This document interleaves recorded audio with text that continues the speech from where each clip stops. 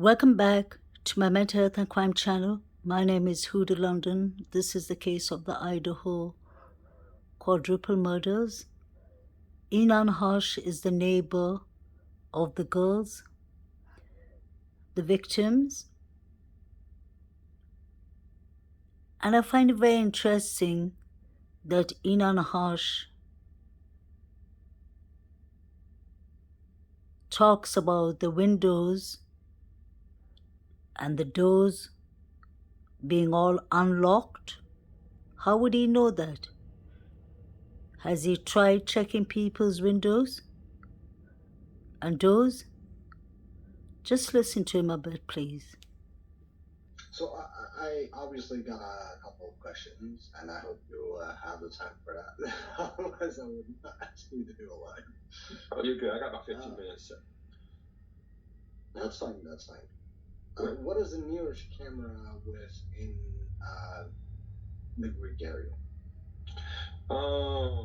That's a good question. I don't really know, honestly. It's Moscow. I don't think there's very many cameras, like in general. Well, my apartment didn't have really any lights or cameras. Like it was like a really kind of dark area. They recently put up lights and like motion sensor cameras that go out after like a certain hours, I think. Um, I'm sure some like neighbors had some cameras, but this is Moscow. I'd be surprised if there were any in that area. You know what I mean? Like people leave their doors unlocked here before this. People leave their windows unlocked. Like it's a safe town. No, no, fair. And within that house, you obviously are a neighbor, right? And you live Yeah. in the brick part of the apartments, right? The brick part. No, I think the apartments I'm in are wood, but. Well, no, that's fine. Just to get a clear picture. Is there any way? Because I have seen like videos that only extend like to the wooden part of in front of the house. But if you go in front of the house, is there any way that you can go on foot? Is that like any walkway? I think so. I think there's. It's like I think there's like the driveway like out front. So I think you just go out front, and I think most of the side is open. Like there's the driveway out front, but I think I think all sides of the house are accessible. Because I know when I would like. Also from the back then, so you do not necessarily. Yeah, the back. So that's where I think possibly the killer came because the back area is pretty desolate. Most of the people who live in apartments, they park close to their doors, which is on the other side. And if you go to the other side, then like um it's like kind of like a dark parking lot, and it's right above that house. And usually it's only full when there's like parties and like other people are trying to use this parking lot. Um, but like I would go over there and spit fire sometimes just because it's like kind of off in the corner, you know what I mean? But yeah, I think if someone was doing it, that would be a place to go in and out without being seen or really heard. The only people that go over there is like people who take their dogs out and stuff, and not very many people taking their dogs out at 3 a.m. or whatever. So yeah, the back of the house was definitely that's where the yard is too, and that's where they have their small little gatherings. So it's like you can park anywhere on that side of the hill, and you can just walk down, and there's their sliding door. Were you stalking them? I'm gonna bother you one more time because I totally forgot this to ask this actually on Facebook though. Can you send like an angle just to me privately though because I'm curious about that. Just an angle on where you live and where the house is, so I can get like a bigger picture out of that. Yeah, Because I always thought, to be honest, that you lived in the brick area. So if you go like into that brick apartment part, like behind the building on the left side, I thought you lived there. But apparently, yeah, that's where I am. So, yeah, I guess maybe it is brick. I've never really noticed, but yeah. See, the inside of my apartment's wood, but it probably is brick. But yeah, that's where I'm at. So, but yeah, I can send you some pictures too, and then you can just like kind of scope out the area in general for your personal interest. No, but go ahead, tell your story, man. Like I said, I want to hear your story, and I mean, getting a lot of hate right now first. Yeah, I guess after that, I was I'm pretty much a hermit. I spend all my time like in my house, going to work.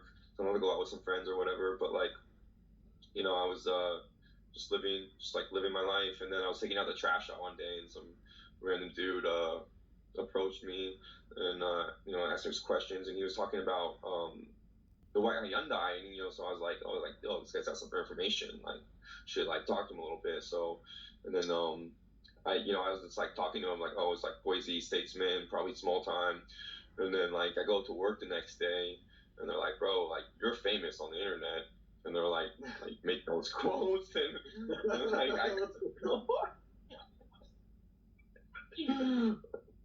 So Inan yeah, is that was enjoying cool, and this. like we was just like looking at all like the Reddit conspiracies, and like like looking at some of the news articles, and like I mean like it's hard not to laugh at like some of just like the straight insanity of how much this blew up. I'm like, yo, like I'm just a dude taking out a trash, like yo, I like was thinking really hard on the case and thought I might have heard a scream. Like I had like and I like there's like a few like vehicles I saw that I could remember that I tried to like say just in case it would help. But like black that's a black luxury. I just saw that comment. Yeah. So, Yeah. I was like, though? I was just thinking of like any cars that I normally don't see that night, and I was like, that's the only one I can remember. So Have you ever been contacted by Moscow PD? Yeah, they came the very first night of the murder. They came and knocked to my door. They asked everyone questions. I don't never released that information because they didn't, for obvious reasons. They're trying to keep their investigation private and stuff. But yeah, they came in, talked to everybody. And I talked to them once after that, and yeah, that's it. I think that someone was telling me they're coming by yesterday and trying to say what? Really, yesterday? Yeah, I wasn't home though, so if they tried to knock on my door, they didn't get me. So yeah, they said the FBI was going around asking questions. For obvious reasons, I'm gonna ask you: are you the killer? No, I think that's obvious to anyone who's not a completely stupid or flat earther or I don't know. I guess it might look kind of crazy, just because my life or whatever, but I don't know. The recent article too. I was looking at Fox News. They said, and like I said, I take everything the media says with a grain of salt. But they were saying that the knife was kind of like a loose term to describe it, because they're now like saying it's more of like a bigger like blunt object and from like a really strong man. So apparently, apparently there was like big gate gouges in them and stuff. So I'm kind of picturing like it's kind of interesting in this area because some of the surrounding areas have a history of lead poisoning. So we've got like some of the locals and like surrounding areas. We've got like some lead poisoning issues, and I'm kind of just like almost envisioning like we also got a cult here too, which is kind of interesting to me. And then we have so I'm just like imagining like some like hunter dude maybe. Cult? Yeah, we've got there's these people. The whole incel thing, right? Say what? The whole incel thing. At least that's what I read. Or well, we have this community called Christ Church here, and they're like they're nationalists. They advocate like violence under God, and they're also they wrote a book about revisiting the concept of slavery and described like slavery as a handshake between the white and the black man, and they're pretty sexist. They're like they think your wife should be disciplined or she won't like, and they're like, if your wife's not hot and you don't, it's because you didn't like discipline her enough. And like they're pretty crazy. They've got a lot of weird ideals. And a lot of the girls that leave their church come out pretty traumatized, and they have like they've got like a history of like molestation and like rape that happens over there. So like they're also really rich, and they're national too. So they've been buying a lot of the Moscow buildings and then trying to put their businesses in it. And they say they're trying to turn Moscow into like a Christian town. And so they definitely have an agenda. This dude does like speeches, and he's like really well known, but like to most of the community members, he's like completely batshit crazy. Now his name's Doug Wilson. You guys can look him up. He's got a bunch of crazy books he's wrote. Yeah. So I don't know, but like I'm not saying they did it, but I'm saying like I could see like some something associated with them could turn into a killer or something. But also, I'm also thinking, like our lead poisoning issues, and then this like, this was describing like a big man. Like in Idaho, we've got a lot of like big hunter dude vibes with like blunt objects that I feel like could do this. So I'm like imagining someone just like, like going off and like, I don't know, hiding in the bushes or something. Like they're waiting for like a deer, and then like waiting for like the whole like neighborhood to get quiet, and then go in and do that shit. You know what I mean? So that's my most recent theory, but I don't know. It's a weird ass case. Inan has a lot of theories. Try to stick to the facts, obviously, but what do you mean? Yeah, I mean it's so interesting to think about because like one, stabbings don't really happen in Moscow. They don't happen like this, and also it's like it's kind of scary because it happens to sorority girls, and it's like it happens to these like normal ass people. Kind of makes you feel like it could happen to anyone. Like I don't know. It's just for such a non-evidence crime, these seem like such an unlikely target. You know what I mean? Like if it was like cartel profession, huh? How did you get that there was no evidence, though? I mean, I don't want to say no evidence, but like not enough evidence to like close the case. And they've been on this case for like how many weeks now, and like it almost feels like they don't have like even a suspect. And I don't know. I feel like most of like the murders or violence that happens in this area is located pretty quick. You know what I mean? Like when I was in high school, there's a dude that was shot, and they found him like within like 2 days. You know what I mean? And so like for this case going on this long, it's really kind of fascinating. What does Inan Harsh mean by they don't even have evidence? This was earlier on before they caught Brian Koberger. How would he know what evidence they have and what evidence they don't have? I find that very strange. That is something the killer would have known. I'm not saying Inan Harsh did anything, but he's full of red flags. I'll play this once again, and please like, share, subscribe to Unresolved Crimes podcast. He's done an excellent interview with Inan Harsh. Or I try to stick to the facts, obviously, but what do you mean? Yeah, I mean it's so interesting to think about because like one, stabbings don't really happen in Moscow. They don't happen like this, and also it's like it's kind of scary because it happens to sorority girls, and it's like it happens to these like normal ass people. Kind of makes you feel like it could happen to anyone. Like I don't know. It's just for such a non-evidence crime, these seem like such an unlikely target. You know what I mean? Like if it was like cartel profession, huh? How did you get that there was no evidence, though? Good question. I mean, I don't want to say no evidence, but like not enough evidence to like close the case. And they've been on this case for like how many weeks now, and like it almost feels like they don't have like even a suspect. And I don't know. I feel like How would he know that? Most of like the murders or violence that happens in this area is located pretty quick. You know what I mean? Like when I was in high school, there's a dude that was shot, and they found him like within like 2 days. You know what I mean? And so like for this case going on this long, it's really kind of fascinating. What do you think what happened, though? I really don't know. Like I'm thinking of a few possibilities.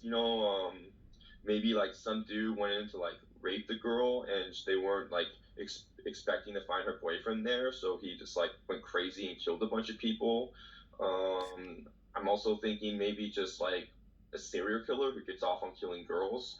Maybe like some dude who's like really professional, is really good at it, and goes around just doing it. I'm also, I mean, I don't want to, cause any more suspects, but I was looking at that incident from the grub truck. I wonder if there was like, a friend of someone who's got beef with them.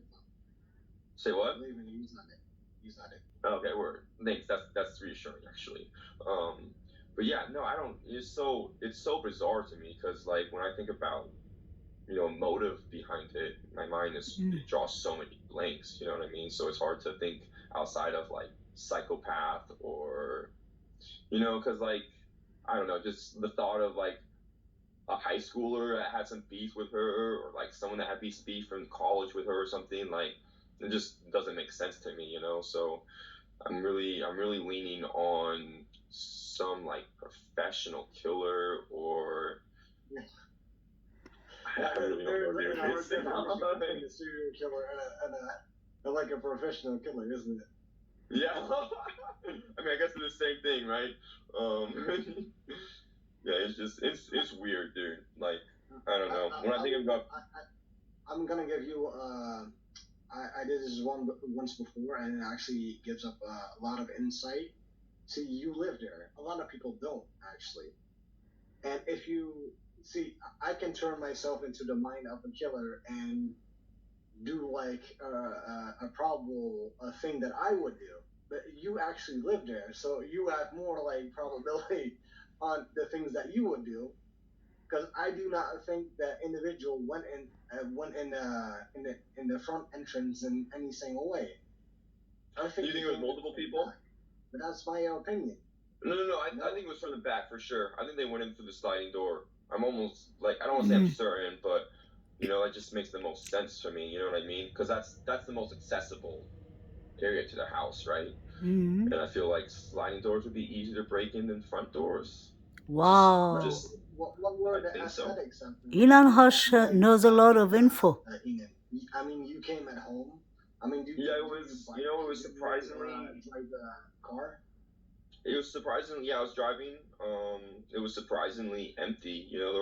Sometimes we have like cops will have, like post like speed traps on that road. I think it's Blake Road because there'll be like drunk college kids they're trying to catch, but they weren't there. So and there weren't a lot of cars in the parking lot. Usually at that time there's a lot of cars because there's like parties around the area. But it was for Saturday. It was surprisingly empty. You know what I mean? So that was like the only thing I really noticed strange about that night. That cop also said that, right, Heather? I mean, remember that entire body cam footage that we said? Mm-hmm. It was surprisingly silent. Yep. And they were all out in plain clothes that night, too, so. Yeah. Mm-hmm. They were hiding. Yeah, so weird. I was actually joking. Inan. Oh, go ahead. So like leading to a month ago, November 13th, when all of this happened, you didn't witness any confrontation or parties or anything when you came home, late night, nothing leading up to this? I think you need to repeat that. Yeah, sorry. You were cutting off a little bit. Okay, let me repeat it. So, leading up to the night that all this happened, you being a close neighbor, you didn't notice any confrontations, anything in the weeks leading up to this? No, I was at work from 1 p.m. to like about 12 a.m. and then I stayed a little bit after, just bullshitting with some coworkers. So yeah, I was at work all day, and then I went home, and it was already pretty quiet by the time I was there. So.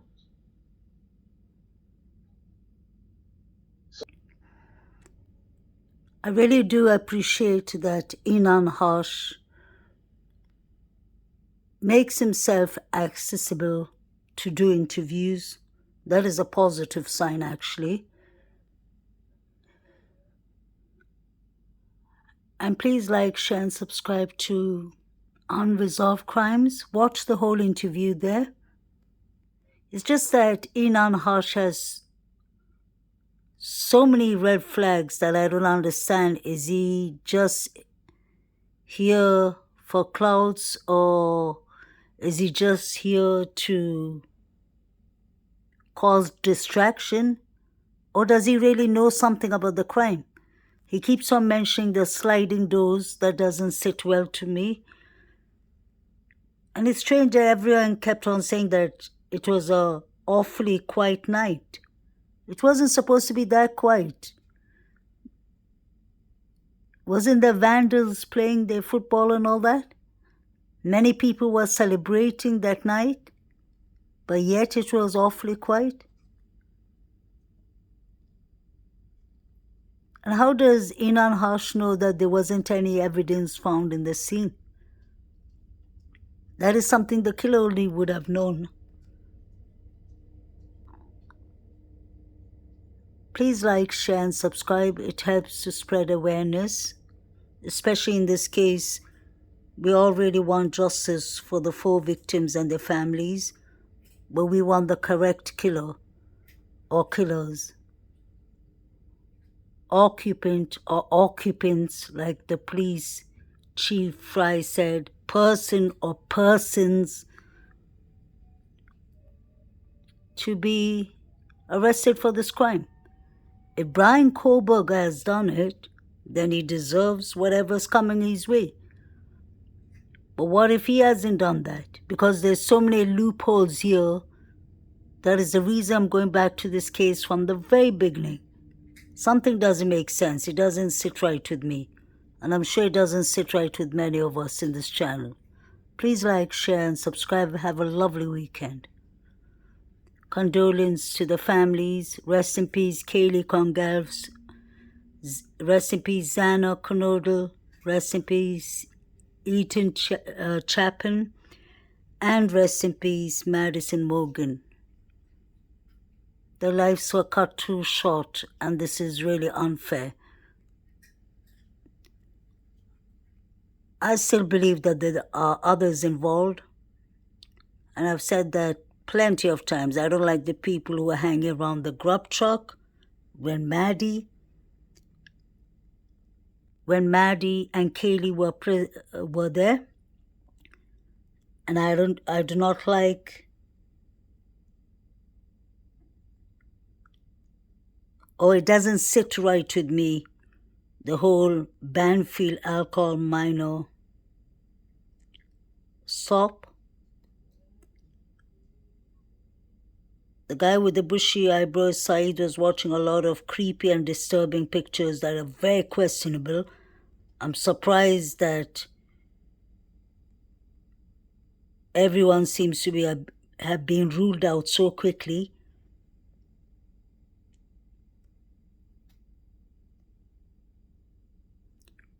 I knew that there was something terribly wrong when John S. was ruled out the first week and he left for whatever purpose, whether to South Africa, whether to his parents' cabin, allegedly. And then we have the multiple people who call the 911. There's a reason it's on gag order. Everything seems to be on gag order. The front door was wide open. The police said we'll hear about that in court. I don't think we're going to hear much in court. I really don't think so, because they don't even want to turn in the evidence and the roadmap of how they got Brian Christopher Koberger for this crime. But anything is possible. Please like, share, and subscribe, guys. Have a lovely weekend. Stay blessed.